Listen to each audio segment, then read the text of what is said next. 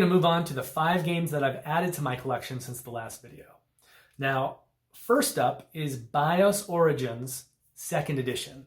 And this game came to me along with Pax Transhumanity, so that's another of the 5 games on my list, because I pledged for those 2 games along with BIOS Genesis 2nd Edition during the High Frontier for All campaign.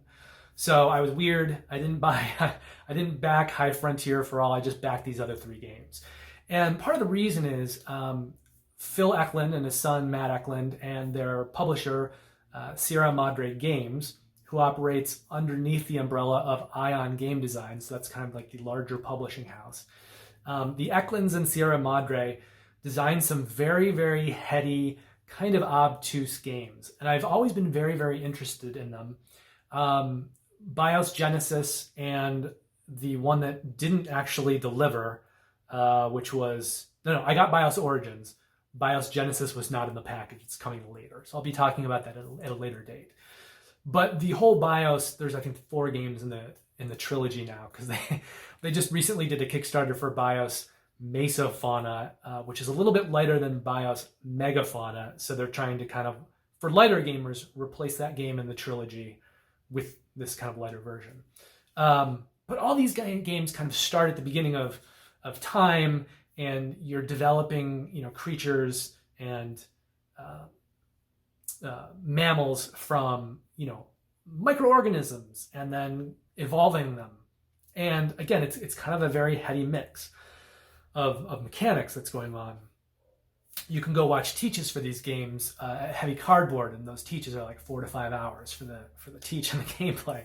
So these are These are involved games for the heavy gamer, and there's something I've been very much fascinated by. I don't have more to tell you about these games at this point. Pax Transhumanity is. I also have Pax Pamir, which is a great game, probably the most accessible game in the Pax line. Although they did actually do Pax Viking last year, and that's supposed to be like the lightest version. But I love Pax Pamir. It's a great game, so I jumped onto Pax Transhumanity as well. Pax Transhumanity is set in the future, and it's sort of an odd future. It's not your normal dystopian future, and it's sort of a more hopeful future, kind of based on libertarian politics to some degree. And so when you're playing this game, you've got different possible futures, and you're kind of backing companies, and it has a very interesting kind of cube system that works much like Gaia Project, where you have to use some of your cubes in one pool, and you kind of move them to get income, and there's kind of a whole system that's based around that. And you're just kind of like coming up with new scientific discoveries and creating new companies and trying to sort of evolve the future. And both of these games, I just are calling to me as a heavy gamer to check them out, play them, and see what I think about the Eklund's designs and Sierra Madre in general, kind of as a company and their designs. And I'm excited to play them.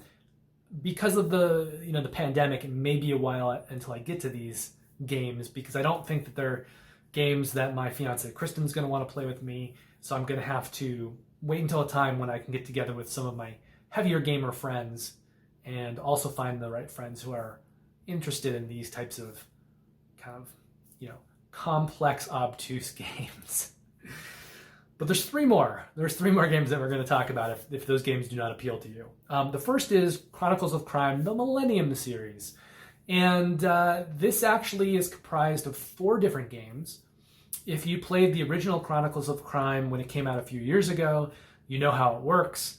It's almost not a board game. It's really more of a puzzle-solving experience. And it is largely based upon scanning QR codes. So if you work at a supermarket and you just haven't gotten enough QR code scanning or ticket stamping out of your system, if you haven't done enough of that, you can do more of it with Chronicles of Crime. And the kind of cool thing about the Millennium series is they took this kind of QR code investigative mechanic, and they're applying it to several different time periods. So the Millennium series has 3 games in 3 different time periods. There's one in 1400, one in 1900, and one in 2400.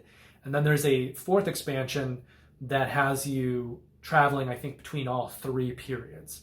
And there's kind of a storyline, narrative, thematic through line, which is that in all 3 of these time periods, you are playing characters, they're all related to each other. They're part of this, I think they're the Lavelles, and they're sort of a crime-solving family whose lineage spans centuries. So you're playing as like descendants of other characters. And I have not yet played the the expansion that kind of takes you back and forth throughout time. There's a good reason for that.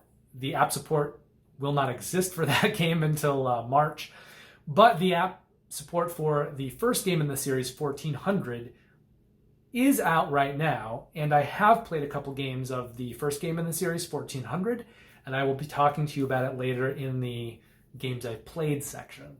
So you may want to also watch that section at the end of the video, or if you're watching these in the standalone videos that I've put out, you may want to go to that video if you're also interested in hearing more about that gameplay.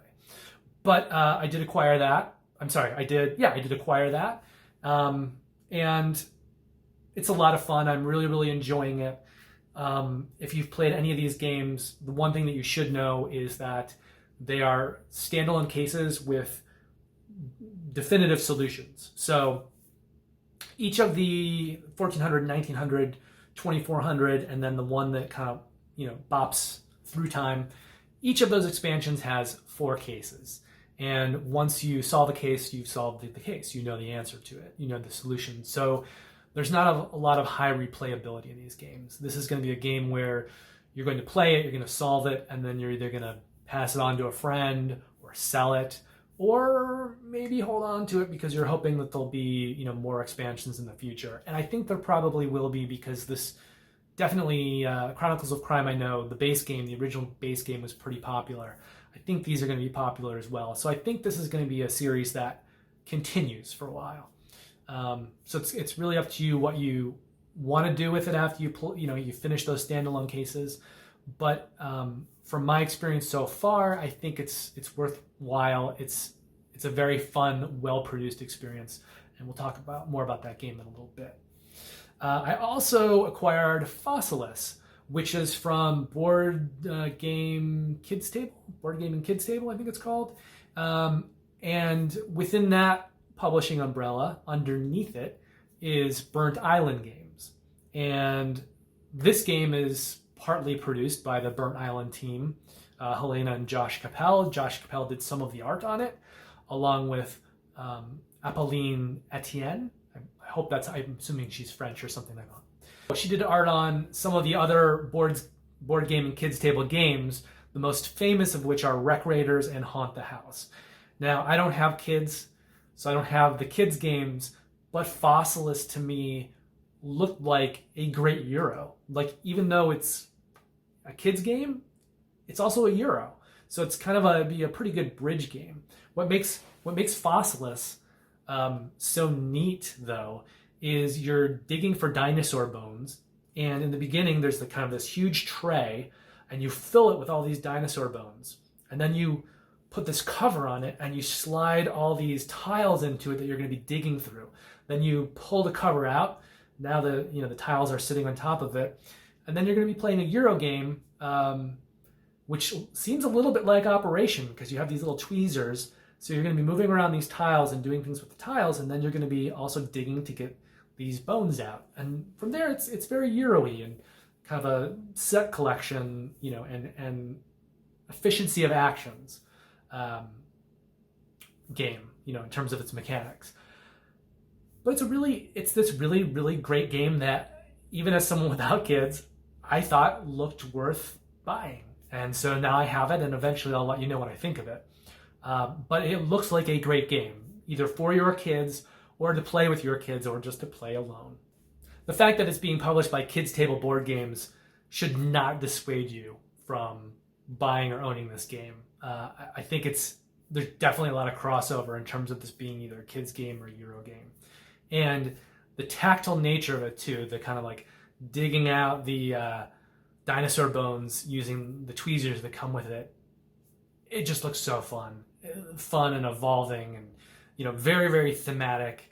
And there's a lot of micro expansions kind of baked in, so there's going to be a lot of replayability for Fossilis. The last game that I acquired is the Rococo Deluxe All-In. So Rococo Deluxe, again, has artwork from Ian O'Toole, who I talked about when I talked about Ian O'Toole in regards to Nemo's War, but he has also done the artwork for Rococo Deluxe. And as I said before, I love Ian O'Toole's art. It's almost a reason in and of itself to buy a game for me. So Rococo Deluxe is got deck building, it's got hand management, it's a grab bag of mechanics, but essentially what you are doing is you're making dresses for the court in Versailles during the Renaissance period. So the board is a really beautiful, and actually even the original version of the game, even though it wasn't Ian O'Toole art, the original version of the game has some fantastic art. Both versions of the game have great art. But I got the Deluxe All-In, and part of the reason is it also has deluxeified pieces, nicer components than previous versions. But the art, the board art, it takes place in the court of Versailles during the Renaissance, and you are making dresses for people, sometimes to make money, sometimes for victory points. And there's also a lot that has to do, if you're not doing it purely for money, about where you're placing the completed dresses, like who you've dressed, where they are in the court. Depending on where you place them in the court, you may get various kind of bonuses. Sometimes you'll get money, you get endgame victory points. There's a spot on the roof where you can watch fireworks, and there's fireworks on the board. And again, it's kind of like this Renaissance period with fireworks and the kind of beautiful court. Amazing design by Ian O'Toole.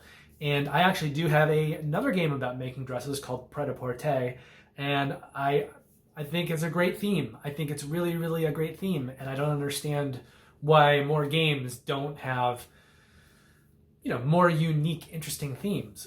Certainly, if you're making clothing or dresses, there's so many ways to kind of work that into components. Like, not everything needs to be stone, wood, brick, just kind of physical construction. It's nice to have a game where you're dealing with, swatches of material and scissors and, different kinds of components, stitching and things like that. So, and especially a game like that, it's so well integrated into the design. Like, there's ways that you can do that in the design. It makes it just a beautiful, beautiful game. And, Rococo is certainly that. So I know some people can be a little weird sometimes about, I don't want to play that theme. It's making dresses. And, get over yourself. This is an amazing game. Rococo is designed by Stefan and Louis Maltz, also Matthias Kramer. And Matthias Kramer has designed some other really, really good games. Not that many, but some really good games. He designed Glenmore, which I own. I own the new Glenmore 2 Chronicles, and I think I backed the most recent Kickstarter as well, because Glenmore 2 is just such a well-loved game, and I need to get to it soon. There's just only so much time in the day, but I cannot wait to get to Glenmore. He also designed Craftwagon, which is a game that I've been kind of itching to get to. I do not own it, but at some point I want to get my hands on it and play it. And then he also did Watergate, which was maybe the 2-player game of last year. Or when I went to Dice Tower West, everyone was talking about Watergate, So those are some good designs, some really, really good design. And it just gives me even, more confidence in Rococo. And I cannot wait to play this one. I think I'll probably get it to the table fairly quickly with Kristen, my fiance. And that would be great because, it is done, the deluxe version is done in the same style as all those Eagle Griffin Lacerda games. It's this big box. Again, it's got that Ian O'Toole art. It's got, the kind of like the trays inside and everything's kind of separated out. Just a very, very nice insert. If you know the nice kind of deluxe Lacerda games in these big boxes, you'll know exactly what I'm talking about. And that is the same thing that Eagle Griffin has done for this new Rococo Deluxe Edition. So very excited to play that one. So those are the 5 games that I've acquired since the last video. thank you for being here with me, and I will see you again with some Seventh Continent videos, and then we'll be back in 2 weeks for another slate of monthly roundup stuff, because the monthly roundup stuff is happening twice a month, and I will be back in late December with another update, and I will see you then.